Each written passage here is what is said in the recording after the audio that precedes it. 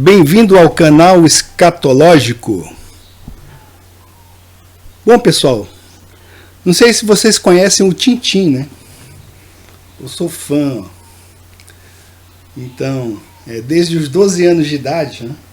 Quando eu conheci o Tintin, estava lá no Rio de Janeiro, passando lá em Copacabana, e vi uma banca de jornal, entrei, né? Sempre gostei de quadrinhos. E então eu vi lá um exemplar da aventura de Tintin, intitulada A Ilha Negra. Rapaz, eu peguei aquele livrinho, né? Aquele é um álbum, né? Tipo esses aqui, né? E comecei a folhear, comecei a ler, eu falei, pai, compra pra mim, né? Ele comprou, e aí, depois que a gente voltou para Brasília, e eu já estava viciado, né? E aí, coitado do meu pai, né? Ele foi obrigado a comprar toda a coleção. E eu tenho toda a coleção do Tintin em português, tenho ela todinha em inglês, também em francês. E tem alguns exemplares em holandês, tem uns 2 exemplares em holandês, não é? E esses exemplares aí, eu consegui me correspondendo pela internet. Isso olha, eu fui um dos primeiros a utilizar a internet aqui na capital do Brasil, viu? Isso foi em 1994. Era aquela internet de escada, né? E aí eu entrei nos grupos, né, do Tintin. Entrei lá num grupo australiano. Aí conheci, né, um amigo meu lá, um rapaz que se tornou meu amigo. E ele enviou alguns livros do Tintin para mim em holandês. Eu enviei para ele também uns livros raros, né, em português. E ele muito se admirou, tal. Queria lá me pagar $500 por exemplar. Ó. Eu falei, não, rapaz, é para você, isso aí é um presente. Aí ele ficou assim, né, muito impressionado com a amizade do brasileiro, né? Ele achou legal isso. Bom, então o Tintin ele foi criado por Hergé, que é o pseudônimo de Georges Remy. É um personagem criado em 1929 e ele foi sofrendo alterações gráficas com o decorrer do tempo. Foi melhorado em diversos aspectos. Então eu tenho aqui álbuns, né, raros, que você pode comparar edições da década de 40, da década de 50, com edições da mesma história, mas atualizados, né? Por exemplo, A Ilha Negra. Vamos ver aqui. A Ilha Negra, que é esse 4º álbum que aparece aí. Então eu comprei esse exemplar aí, ó, o que está em cima. Foi o primeiro exemplar, primeiro álbum do Tintin da minha coleção. Até hoje eu tenho, ele está bem estragadinho e tal, mas eu tenho esse exemplar, certo? E tenho exemplares mais novos, né? E, por incrível que pareça, eu encontrei esse exemplar, A Ilha Negra. Percebam, vocês podem perceber a diferença, né, que houve uma atualização, né? A Ilha Negra aí, o antigo, vejam só, e esse antigo é da década de 40, e o de cima aí já é da década de 60, e tudo foi atualizado, os carros, os aviões, né? Ficou bem interessante você ler os dois comparando um com o outro, né? Então o Tintin fez parte da minha infância, da minha adolescência, e eu até aprendi a desenhar por causa do Tintin, e criei também um personagem em quadrinhos, né? Meu pai ele foi dono de gráfica aqui em Brasília, ele trabalhava também, né, numa gráfica do governo, ok? E ele trazia papel, né? Papel era lixo naquela época ali. Aí trazia papel para mim para eu poder desenhar, né? E eu fazia a minha banda desenhada, minhas histórias em quadrinhos. Eu criei o Tico-Tico. É claro que é a inspiração do Tintim, tem 2T, né? Tinha que ter 2T. Eu criei o Tico-Tico, que era um detetive, que tinha topete também, igual o Tintim. Tinha um amigo igual o Tintim, né?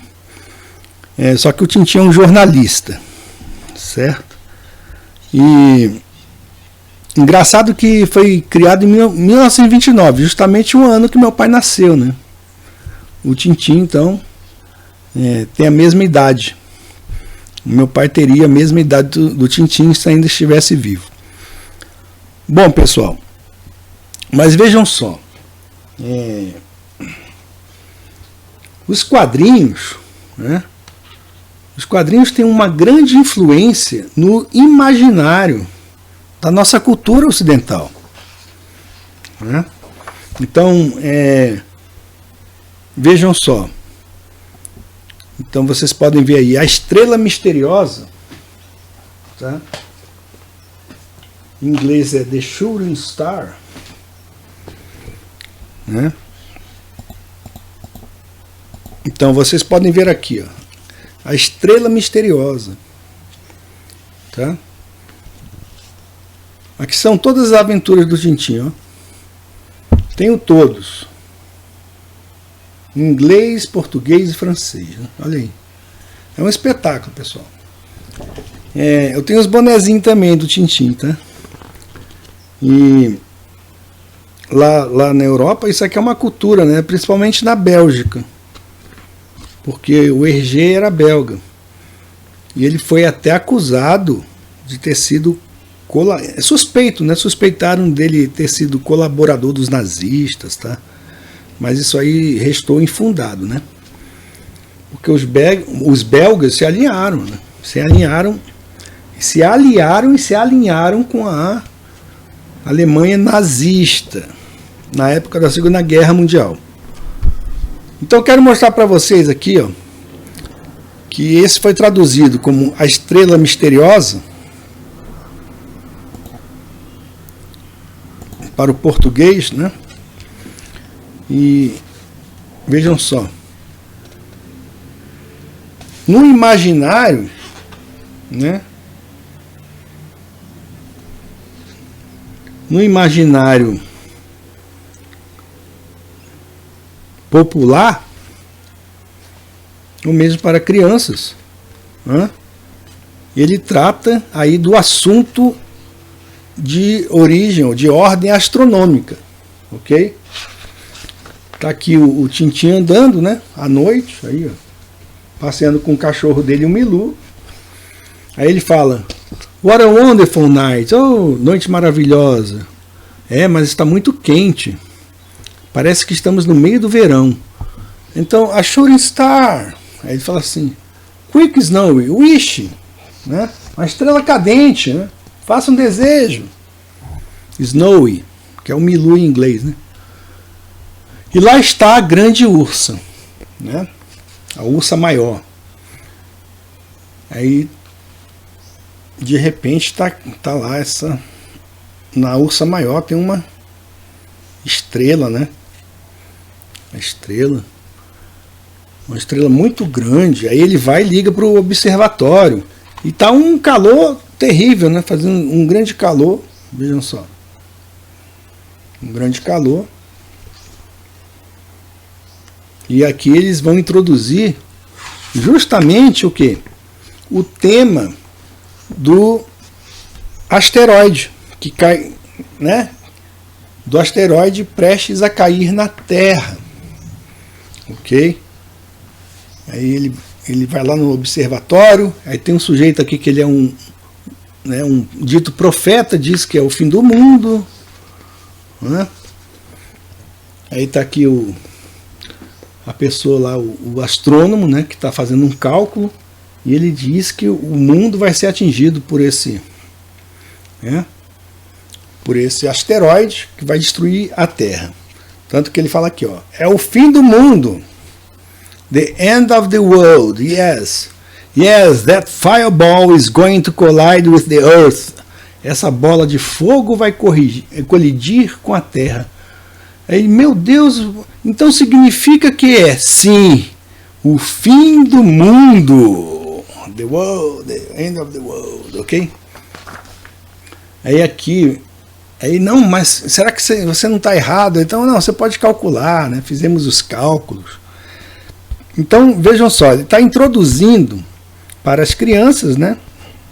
E as mentes mais jovens, esse tema da astronomia, como elaboração de cálculos, né? Para saber a posição de asteroides e tal.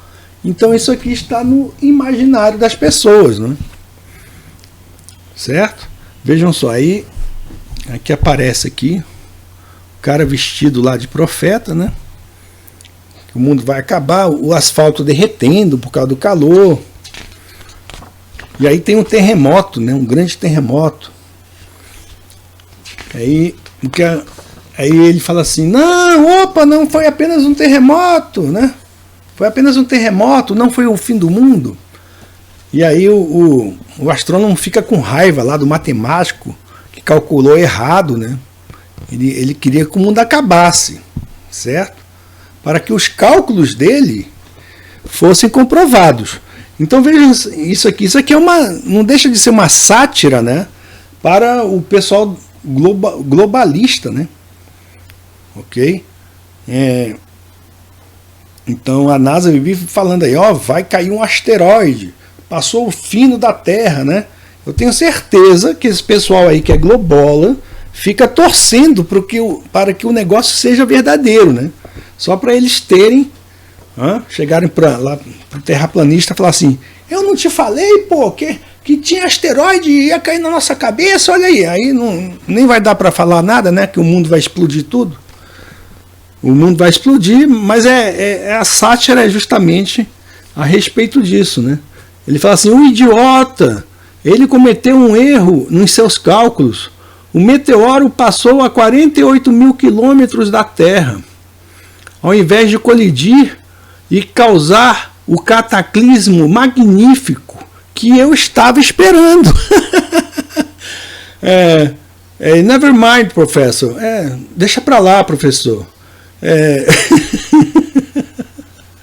Mas me diga, e sobre o terremoto? Me explique. Então ele fica chateado, né? Deixa para lá, professor. Você fica para a próxima vez, né? Aí ele pergunta sobre o earthquake, que é o terremoto. E eles descobrem que parte do meteoro caiu no mar, né? E eles então organizam uma expedição para irem encontrar esse artefato, né? Que caiu aí, vindo aí do espaço sideral, né? Uma introdução ao espaço sideral. E aí então nós temos, né? Então, pelo que eu sei, esse foi a primeira história do Tintin que trata desse assunto, né? Do assunto aí relacionado ao espaço sideral. Aí nós temos, então, temos depois o álbum Rumo à Lua, ok? O álbum Rumo à Lua. Vocês podem ver aí a capa, né? Rumo à Lua. Certo? Então esse álbum aqui, né, ele começa com Tintin e Haddock chegando em Moulinsart, certo? Que é o castelo onde eles vivem. E então eles recebem um telegrama do professor Girassol, né? Que é esse cara aqui, ó. Ele é um cientista meio doido, cientista malucão, muito inteligente, né? Então, ele é o estereótipo do cientista maluco. E ele é surdo, né? Também é surdo. E é muito engraçado, né? Sujeito focado, assim. E eles então recebem um telegrama do professor Girassol para eles encontrarem com ele na Sildávia. Então, Sildávia é um país criado, né, fictício, que ele tem uma característica mais ou menos daqueles países do Balcã, né, dos Balcãs, como a Eslováquia, aquelas repúblicas, né, antigas repúblicas da União Soviética. E tem o país que faz fronteira com a Sildávia é a Bordúria, que tem mais características de uma União Soviética, né? Um país fechado como a Coreia do Norte. A Sildávia tem característica mais de um país ocidental. E é neste país ocidental, né? É este país ocidental que tem um programa espacial, ok? Então aqui a gente pode ver os carros, né, da década de 50, né? Podemos ver aí. E aqui nessa história, pessoal, tem a Zapo, né, que é como se fosse uma polícia secreta. Há muitas referências, né?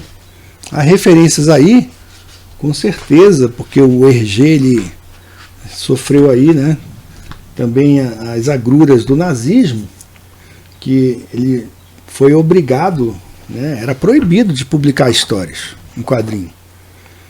Então, isso aí, certamente, essa ZEPO, que eles falam, é uma polícia secreta, né, e ela é mais ou menos como se fosse uma SS nazista. Bom, e o combustível desse foguete, certo? Aqui o professor Girassol, ele explica que o urânio foi encontrado nas montanhas lá desse país, né? Da Sildávia. Então eles construíram uma usina nuclear, né? Aí ele fala assim, aqui é o professor Girassol apresentando ao Tintin e ao Haddock as instalações nucleares da Sildávia. Aí ele fala: venham por aqui, vou mostrar-vos uma coisa. Aqui é o português lá de Portugal, tá, pessoal? Que vem a ser isso? Aquilo, capitão, é uma parte somente das instalações do Centro de Pesquisas Atômicas de Zbrod. Um centro de pesquisas atômicas neste país de Zulus? Sim, senhor. Há 4 anos descobriram no maciço montanhoso dos Smithpalts, isto é, aqui mesmo, ricos jazigos de urânio. Aí fala assim, chamaram sábios de diversos países, especialistas em física nuclear, e os trabalhos começaram.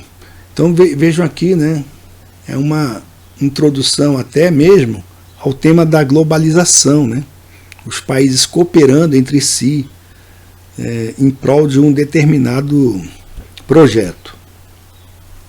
Quanto a mim, o governo Sildavo convidou-me para vir trabalhar aqui e confiaram-me a direção da seção de astronáutica, domínio que me era o mais familiar.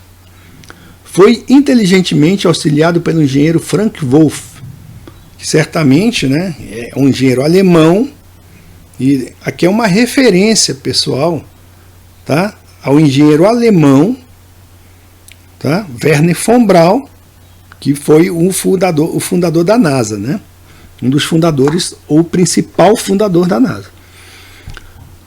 Que conheceram a bocada, né? Foi inteligentemente auxiliado pelo engenheiro Frank Wolff, que conheceram a bocado, é o português de Portugal, né? Estou quase a terminar os planos do foguetão de propulsão atômica, a bordo do qual conto viajar até a Lua. Aí, né, o Haddock começa a rir, né? A Lua, o nosso bom girassol na Lua, que fenômeno! Aí rindo, né? Aí, então, a sua saúde, aí ele ri, né? Zomba do cara. Porque naturalmente o Senhor vai levar passageiros, né? Vamos brindar, né? Passageiros queiram ir para a Lua. Mas é claro, por que pensam vocês que vos pedi para virem ter comigo? Né? Então, tá aqui, né? E tem todo um segredo, né? É tudo bem. Aí tá aqui, ó. Aqui tem uma aula, é interessante. Aqui dentro, né? Aqui ele dá uma aula de como funciona um reator nuclear, tá? Tem uma aula aqui, é muito instrutivo, né? É interessante, pessoal. Aí tem um foguete aqui, tá? Esse aqui é um foguete de testes, né? Veja como lembra o AV2, né? O foguete lembra o AV2, olha aí. Né? Então está aí, né? Tem... Isso aqui é uma aventura completa. Tem... Aqui, ó. Tem até o blueprint aí, ó. A planta do foguete. Né? Então é a história completa aí, que envolve todo tipo de coisa. É comédia, né? Suspense, espionagem, ok? É perfeito. Olha só. Muitos detalhes, pessoal. O Hergé, ele fazia pesquisa, né? É muito detalhado, até os automóveis. Era tudo muito detalhado, muito preciso, né? Então é impressionante. Isso é um universo à parte, tá? Então, né, vemos aqui que eles realmente, né, eles conseguem mexer até com a mente do adulto, poxa. Imagina aí de uma criança, né? Então, eu li isso aqui, eu tinha vontade de ser astronauta, né? Não, eu vou lá, vou viajar, eu vou à Lua, certo? Vamos à Lua. Aí a segunda parte da aventura, né? Rumo à Lua. Temos aí o álbum Explorando a Lua, certo? O álbum Explorando a Lua.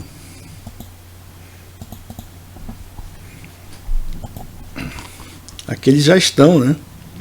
Lá explorando o nosso satélite natural. Aí. Vejam aqui a concepção artística, né? Estrelas. Vemos aqui a Terra, né? Olha a Terra aqui, pessoal. Vemos a Terra.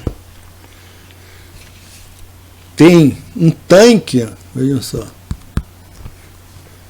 que é o veículo, né? Até o cachorro tem tem uma roupa espacial, né? Aqui, ó. Esse foguete aqui, ele faz a órbita certa, né? Ele consegue sair, vejam só. Sai da Terra, pessoal. Não é como aqueles foguetes que fazem a volta lá, né? E cai no mar, não, tá? Olha aí. Esse aqui conseguiu romper a barreira gravitacional. Aí.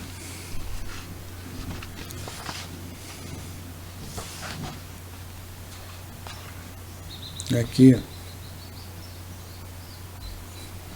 Asteroide. Aqui.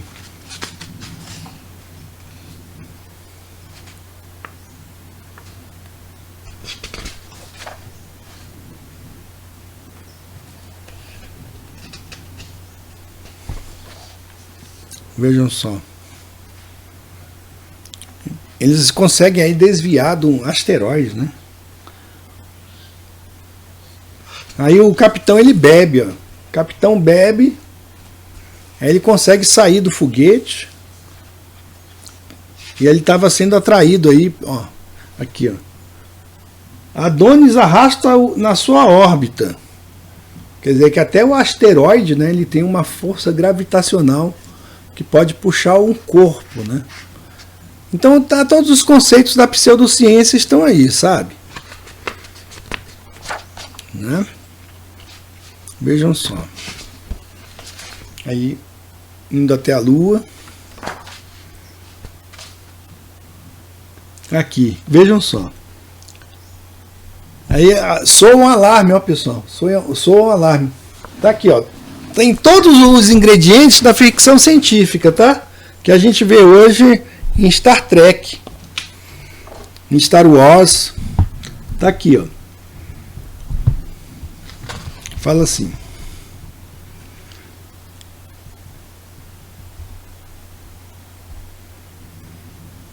Está. Alô, alô, aqui Terra, atenção, atenção. A vossa velocidade é de 45 km por segundo. Puxa. Dentro de cerca de 20 minutos tem de efetuar a manobra de viragem. Ah, virar, né? O foguete vai virar e pousar, né? Pousar assim, igual a SpaceX, né? Então, os caras se inspiraram aí nas histórias do Tintin, não é? Inspiraram aí, porque o foguete ele pousa assim em pé, né? Desse jeito, ó. Aí tá aqui. Aí aparece o alarme. Que é isto? Isto é um sinal transmitido pelo radar avisando-nos de que um grande meteorito se dirige contra nós. Engraçado, né, que os caras que foram lá disseram que foram à Lua, né, que não filmaram, eles não filmaram o percurso, né?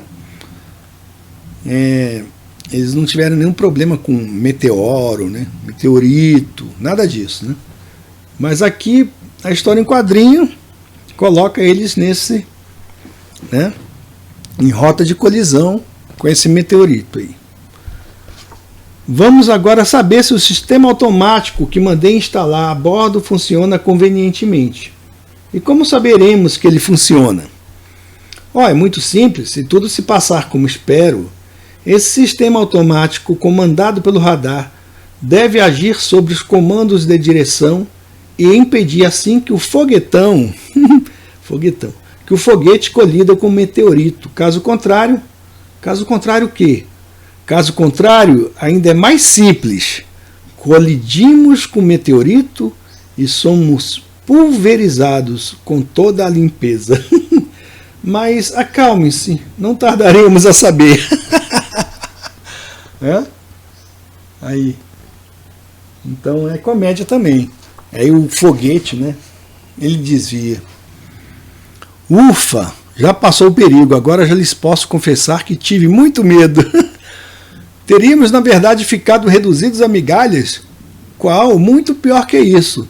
Se as minhas previsões não se realizassem, eu teria de refazer todos os meus cálculos.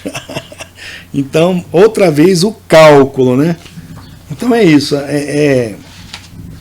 Os globolas, eles lidam, né, com cálculos. Eles fazem cálculos para poder, né, afirmar a possibilidade, né, de irmos à Lua. E tivemos aí agora, né, uma sonda, por incrível que pareça, chinesa, que chegou à Lua, pessoal. Agora, por que os caras não filmam? Eu vou colocar aí no final do vídeo, tá? No final desse vídeo vou colocar aquilo que eles deveriam fazer, né? E que ocorre em Star Trek, tá? E aquela temporada antiga, tá? Então vou colocar aí aquilo que eles deveriam fazer quando vão para a Lua, né? Filma o percurso, poxa. Coloca câmera de ré no diacho da sonda, tá indo a sonda, né? Coloca uma câmera de ré e filma. Filma aí. Né? Agora os caras fazem o quê? Uma arte no computador. Aí filma lá, né, a Terra sumindo. Mas como? É uma criação, não é uma filmagem. Certo? Então tá aqui o foguete, ó. Aí eles trabalham com a noção de gravidade também, né? Aí pronto, eles estão indo pousar, ó. Aqui. Olha o pouso na Lua, pessoal, como ocorre. Desse jeito, né? Ok. Eles desmaiam, né? Estão deitados na cama, desmaiam. É o foguete pousa, ó. Foguete pousa. Aí a concepção. Amortecedores, né?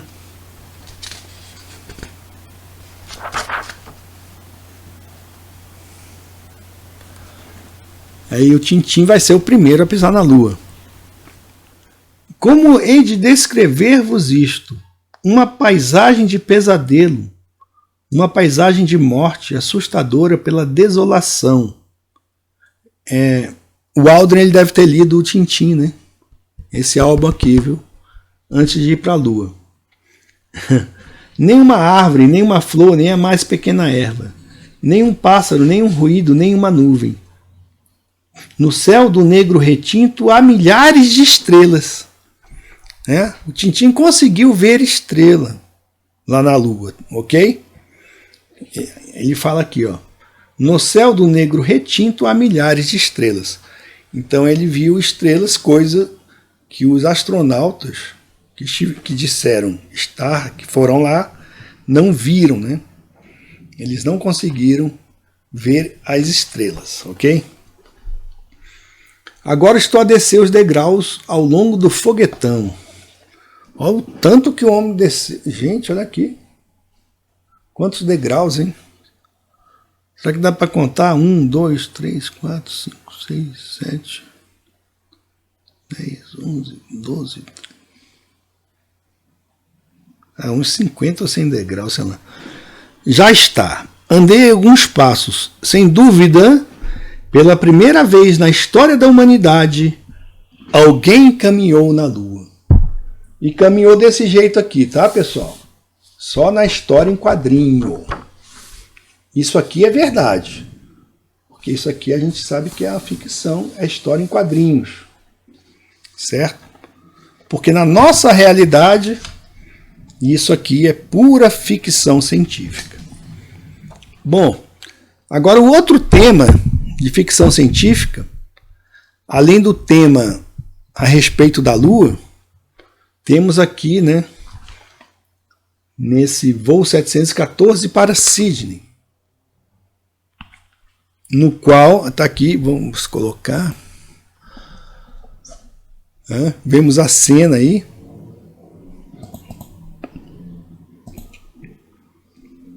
agora o álbum, né? Então aqui nesse álbum, Hergé, ele introduz o tema dos extraterrestres, ok? Discos voadores, extraterrestres. Então bem no finalzinho, né? É bem interessante.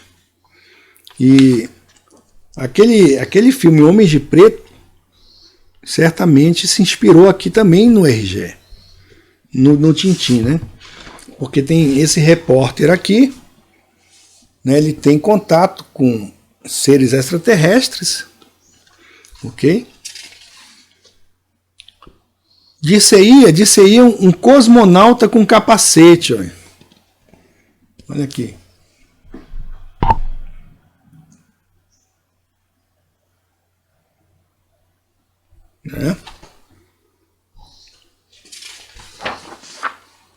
E é o seguinte, no final eles são resgatados de uma erupção vulcânica por um disco voador.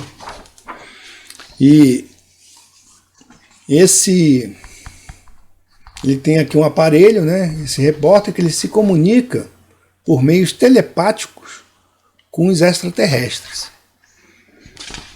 E aqui aparece aí, ó, a nave espacial aí, disco voador, né? E ele tem o aparelho dele, ele consegue apagar a memória, né? Aqui eles estão dentro do disco voador, são resgatados, colocados nessa balsa, né? Mas eles têm a mente manipulada para esquecerem o que ocorreu, né? Então fala de abdução também. E fala aqui, ó.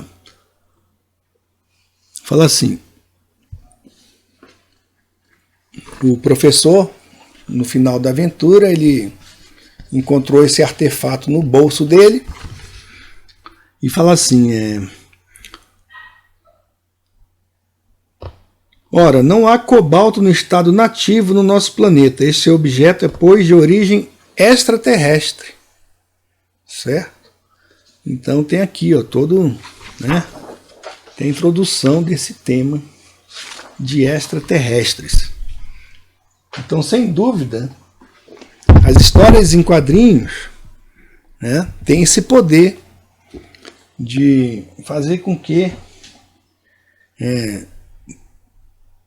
sejamos, de certa forma, condicionados a acreditar que a ficção científica é verdadeira. É isso, pessoal. Grande abraço, leia o Tintim e fica a dica. É muito bom.